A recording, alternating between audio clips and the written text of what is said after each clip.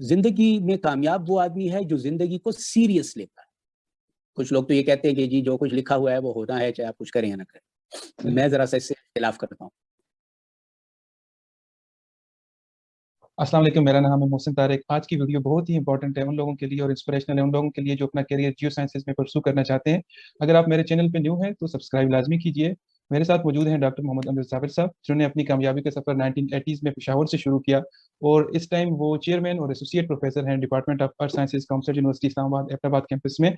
मेरे Pioneer teachers में से बहुत ही अच्छे मेंटर, बहुत ही अच्छे टीचर, उनका बहुत शुक्रिया भी अदा करना चाहता हूँ, उन्होंने आज टाइम दिया और उनको वेलकम करना चाहता हूँ। अस्सलाम वालेकुम डॉक्टर साहब। वालेकुम अस्सलाम मोहसिन, क्या हाल है? ठीक ठाक सर, आप सुनाए खैरियत से? बहुत शुक्रिया, आपने अल्लाह का टाइम दिया आज।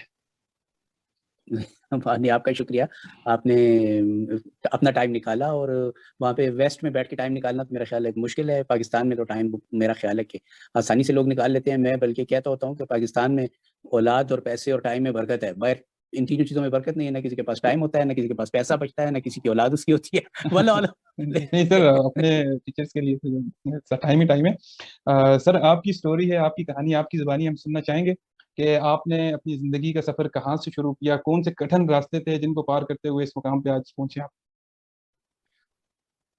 मोहसिन मियाँ, बात यह है कि बेसिकली मैं पेशावर से ताल्लुक़ रखता हूँ।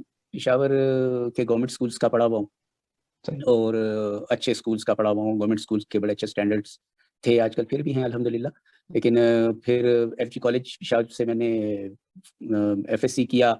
उसके बाद पैदाइशी तौर पे जैसे लोग होते हैं, मैं भी सुई वाला डॉक्टर था पैदाइशी। मतलब जैसे ही पैदा हुआ तो ज़हन में ये था कि मैंने डॉक्टर बनना है, और सुई वाला डॉक्टर बनना। तो वो ज़ाहिर है कि वो समहाउ किसी मतलब वजूहात पे नहीं हो सका। हालाँकि हमारे टाइम में वो मेडिकल का शोबा अपनाना जो है वो इतना मुश्किल नहीं था, लेकिन जितना उस वक़्त में मुश्किल था वो मैं नहीं कोप कर सका। तो फ़ौरी तौर पे मुझे समझ कुछ भी नहीं आई। यानी अगर कोई ये कहे कि मुझे इसका शौक था जियोलॉजी का या साइंसेज़ का, या तो वो ऐसी कोई बात नहीं थी। मैंने एफएससी किया, और उसके बाद मेरा मेडिकल में एडमिशन नहीं हुआ, तो जो नेक्स्ट मेरिट बनता था ना यूनिवर्सिटी ऑफ पेशावर में, वो नेक्स्ट मेरिट जियोलॉजी का बनता था। और मैं सही। क्योंकि मेडिकल कॉलेज से कोई 2-3 नंबरों से रहा था, तो मैं बिल्कुल वहाँ टॉप ऑफ द मेरिट आ गया। तो बस अच्छा। वो मेरा पहला दिन था जब मैंने ये डिसाइड किया कि यार मैंने जियोलॉजी करना है। और बस चल सो चल पेशावर यूनिवर्सिटी से बीएससी ऑनर्स होता था 3 साल का, एफएससी के बाद फिर एमएससी 1 साल का होता था। तो वो किया, फिर वहीं से एमफिल किया, फिर वहीं से पीएचडी किया। तो I am very proud Peshawari, अल्हम्दुलिल्लाह मैंने वहाँ से सारी एजुकेशन की, और happy to be Peshawari, happy to be Pakistani, अल्हम्दुलिल्लाह। माशाल्लाह। सर, पीएचडी के दौरान कौन सी स्ट्रगल्स आती हैं किसी भी एक स्टूडेंट को जो पीएचडी कर रहा होता है। मेरा जो पीएचडी का वो था वो इतना टफ टाइम नहीं था। सही। मेरा एमफिल का टाइम टफ था।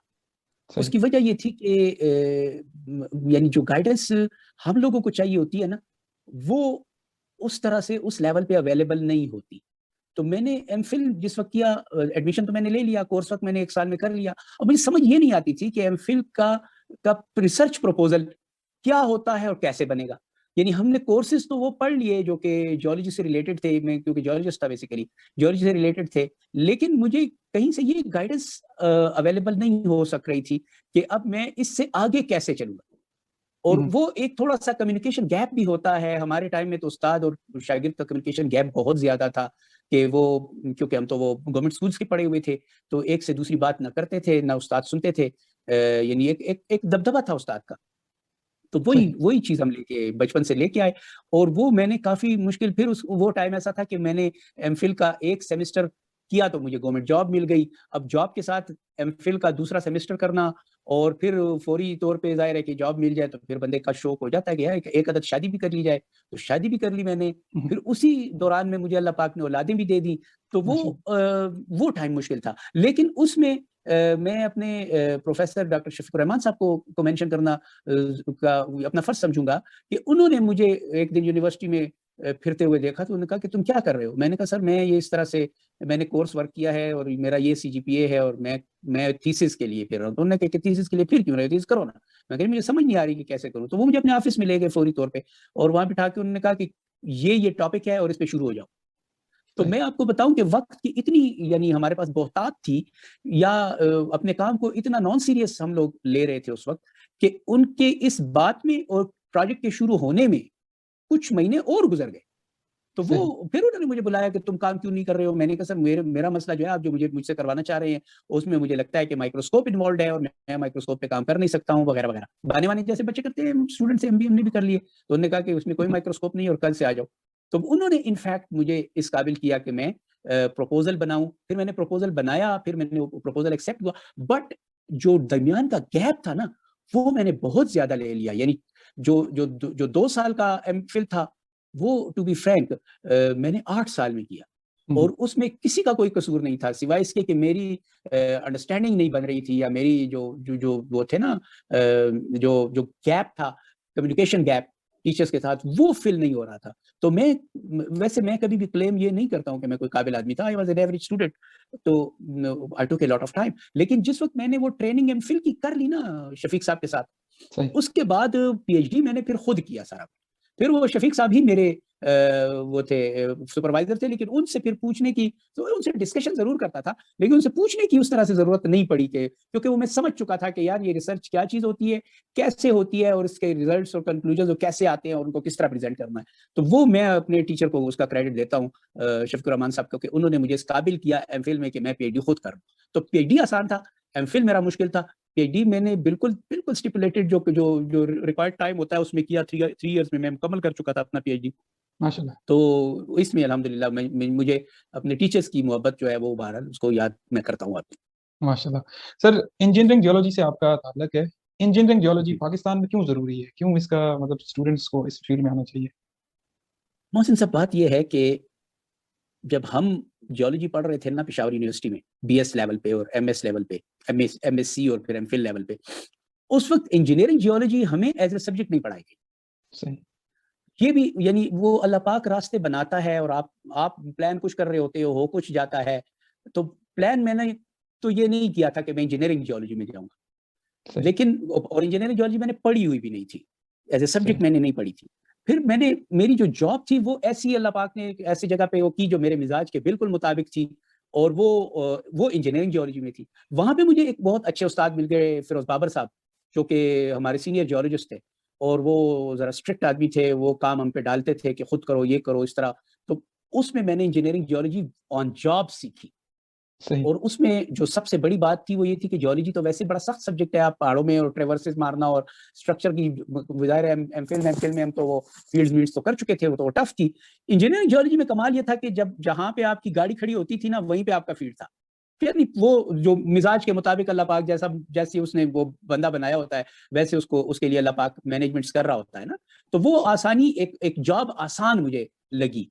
सही। लेकिन वो जॉब मैंने ज्वाइन इस वजह से नहीं की थी कि इंजीनियरिंग जियोलॉजी की जॉब है इसलिए मैं ज्वाइन करता हूँ। वो पब्लिक सर्विस कमीशन की जॉब थी। पब्लिक सर्विस कमीशन में कोई उन दिनों नया नया मार्शाल्लाह खत्म हुआ था, कोई 60-65 लोगों ने अप्लाई किया, 2 पोस्टें थी, वहाँ टेस्ट हुआ, मैंने पास कर लिया और टॉप कर लिया। उसके बाद इंटरव्यू हुआ, वो भी तो वो सारा अल्लाह की तरफ से था। यानी मैं फिर भी यही समझता हूँ कि यार कोई बहुत आउटस्टैंडिंग स्टूडेंट मैं नहीं था, लेकिन जहाँ पे मेरी जरूरत थी वहाँ अल्लाह पाक जो है वो मुझे हेल्प करता रहा और मैं आगे चलता रहा। सही। और तो जरूरी क्यों है? जरूरी इसलिए है कि हम हैं डेवलपिंग कंट्री। हमारे लिए देखिए, ये पीसा टावर जो है, ये पीसा टावर यानी लीनिंग टावर क्यों है? लीनिंग टावर इसलिए है कि इसकी जो इन्वेस्टिगेशंस थी ना वो नहीं हुई थी, ये जो सॉइल सही। इन्वेस्टिगेशंस थी वो नहीं हुई थी। उसके बाद वो टावर बैठ गया। उसके बाद लोगों को सेंस आया कि यार ये कोई इंजीनियर जो है, सिविल इंजीनियर, उसको थोड़ा बहुत यानी सॉइल्स या रॉक्स और जियोलॉजिकल मटेरियल्स का शुद्ध बुद्ध होगा तो ये चीजें इस तरह से जरा आसान हो जाएंगी। या फिर कोई जियोलॉजिस्ट ऐसा होना चाहिए जिसको के सिविल इंजीनियरिंग का शुद्ध बुद्ध हो। तो एक दरमियानी रास्ता निकाला लोगों ने। तो इंजीनियरिंग सही। जियोलॉजी या जो टेक्निकल इंजीनियरिंग, ये वो दरमियानी रास्ता है। और ये वो चीज है जो कि अगर आपने आज 10 रुपए उस पर लगाते हैं तो कल आप उस पर 10,000 सेव कर लेते हैं। तो इसमें सही। ये मेरा ख्याल है कि क्योंकि डेवलपिंग कंट्री है, अभी हमने बहुत आगे जाना है, बहुत बहुत तामीरात में जाना है, बहुत कुछ बनाना है, तो उसके लिए मेरा ख्याल है engineering geology number 1। Number 2, engineering geology जो है वो कोई एक ब्रांच नहीं है। जैसे अब मैंने सॉइल्स का कहा, सही। इंजीनियरिंग जियोलॉजी रॉक मैकेनिक्स भी है, इंजीनियरिंग जियोलॉजी में हाइडल पावर भी है, इंजीनियरिंग में हाइड्रोलॉजी भी है, इंजीनियरिंग में यानी इसमें मुख्तलिफ ब्रांचेज हैं। और फिर मॉनिटरिंग भी है, फिर उसके प्लानिंग सारा कुछ। तो वो हर कोई भी प्रोजेक्ट आप करेंगे जो कि सिविल इंजीनियरिंग से रिलेटेड होगा तो उसमें आपकी इंजीनियरिंग जियोलॉजी बिल्कुल बेसिक नॉलेज जो है वो इंजीनियर को वही प्रोवाइड करेगा कि यार ये चीजें हैं, अब इस पे प्लान करो।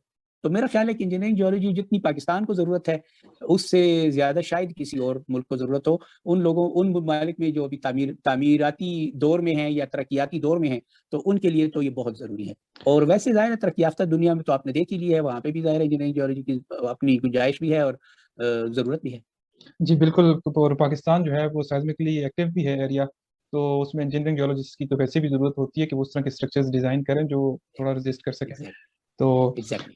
जी सर, लाइफ टाइम एक्सपीरियंसेस को सामने रखते हुए कोई एडवाइस, ज़िंदगी किस तरह गुजारनी चाहिए जो बच्चे आगे आ रहे हैं एजुकेशन सेक्टर के अंदर, जो पीएचडी कर रहे हैं, ज़िंदगी किस चीज़ का नाम है आपकी नज़र में? क्या ऐसे काम करने चाहिए कि कोई भी शख्स कामयाब इंसान बन सके?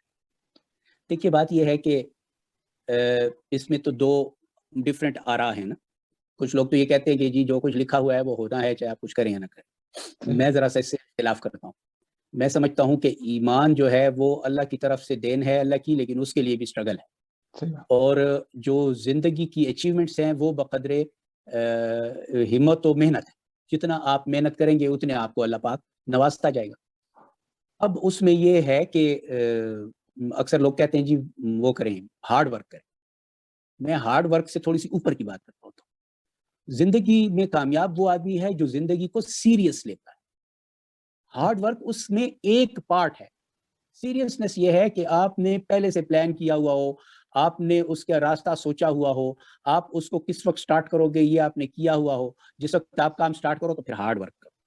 तो जितना कोई अपने मैटर्स में सीरियस होगा, हम लोग बहुत नॉन सीरियस लोग हैं, यानी हम लोग से मेरी मुराद कि इंसान वैसे है ही नॉन सीरियस। वो छोटी-मोटी चीज़ों में अपने आप को वो करना चाहता है, यानी अपना मेन मकसद छोड़ के किसी और छोटे मकसद में जाना चाहता है। जैसे यार देखिए ये जो मोबाइल है, बहुत बड़ी फैसिलिटी है ना। अभी आप कहीं पे बैठे हुए हो, मैं बिल्कुल कहीं पे बैठा हुआ हूँ और हम दोनों कम्युनिकेट कर रहे हैं और ये कम्युनिकेशन जो है वो कई लोगों तक पहुँचेगी ना। सही बात। तो वो ये जो है ये एफर्ट यानी ये चीज़ जो है इसको इसका पॉजिटिव यूज़ है ना। सही अब बात। हमने उसके नेगेटिव यूजेस जो हैं वो भी उठाए, यानी हर चीज़ के साथ नेगेटिव चीज़ें तो आती हैं। तो सीरियसनेस ये है कि आप इस यानी आपके पास वो डिवाइस तो है, लेकिन उसको आपने पॉजिटिव साइड पे यूज़ करना है। यही चीज़ आपको तरक्की देगी। ये जो लोग कहते हैं ना हर वक़्त मोबाइल में घुसे होते हैं और ये होता है, वो होता है, उसके हक में मैं नहीं हूँ। वो गलत कहते हैं। अगर आप यानी आज मोबाइल पे आपकी मेरा ख़्याल है कि पुराने ज़माने की आज से 50 साल पहले की या 40 साल पहले की कोई 500 इजादें जो हैं वो एक मोबाइल में बंद हो गई। सही ठीक है? बात। तो उसको फ़ायदा लेना चाहिए ना, बजाय इसके कि उसके पीछे शुरू हो जाएँ कि जी ये इसको वो करें और वो करें, जैसे यानी लेकिन ज़ाहिर है कि अब उसका तरीक़ेकार ज़ाहिर है हमारे यहाँ पे हर इंसान जो है आप वेस्ट इससे खाली नहीं है। वेस्ट का टाइम ज़ाया करने का अपना तरीका है, हमारा टाइम ज़ाया करने का अपना तरीका है, तो नॉन सीरियस बिहेवियर दोनों तरफ है। सही ये बात। और बात है कि हम लोग ज़रा नॉन सीरियस बिहेवियर की वजह से ज़्यादा आगे नहीं बढ़ सके और वो लोग आगे बढ़ गए और मेरा ख़्याल है कि वो गैप जितना बहुत जल्दी मुझे लगता है कि कम हो जाएगा। व ईस्ट और वेस्ट की जो तरक्की का वो है, क्योंकि ये ज़रूरी नहीं है कि एक चीज़ आपने इजाद की है तो आप इस्तेमाल करो। जब आपने सही। इजाद कर ली, वो इंटरनेशनल हो गई। वो सही। सब लोग यूज़ कर रहे हैं, मैंने तो नहीं इजाद किया मोबाइल में और आप इस्तेमाल कर रहे हैं। तो इस सीरियसनेस जिस वक़्त भी, जिस कौम में भी, जिस बंदे में भी, जिस स्टेज पे आ गई, उसी वक़्त वो कामयाबी की तरफ चलना शुरू हो जाएगा। तो मैं ज़िंदगी को सीरियस समझता हूँ। अगर सही। ज़िंदगी में कोई सीरियस है, तो कामयाब है। सीरियस नहीं है, तो फिर मतलब है कि बस ठीक ठीक ही है। ठीक है। बहुत शुक्रिया सर आज आपका टाइम देने का, और जो ख़ास तौर पे जो आखिर पे आपने बातें कही हैं, ये मेरे लिए भी एक बहुत बड़ा लेसन है और जो लोग सुन रहे हैं उनके लिए भी। तो मैं सबसे रिक्वेस्ट करूँगा सर की बातों पे अमल करें और जितने भी नए पीएचडी स्टूडेंट्स आ रहे हैं जिस तरह सर ने बताया उन बातों को फॉलो करें। सर बहुत शुक्रिया एक दफ़ा फिर। और ये थी आज की हमारी वीडियो। Thank you. आपने इस वीडियो से अगर कुछ सीखा हो तो इस वीडियो को लाज़मी शेयर भी कीजिए। अगर आप चैनल पे न्यू हैं सब्सक्राइब भी कीजिए। अल्लाह हाफ़िज़। अस्सलाम वालेकुम।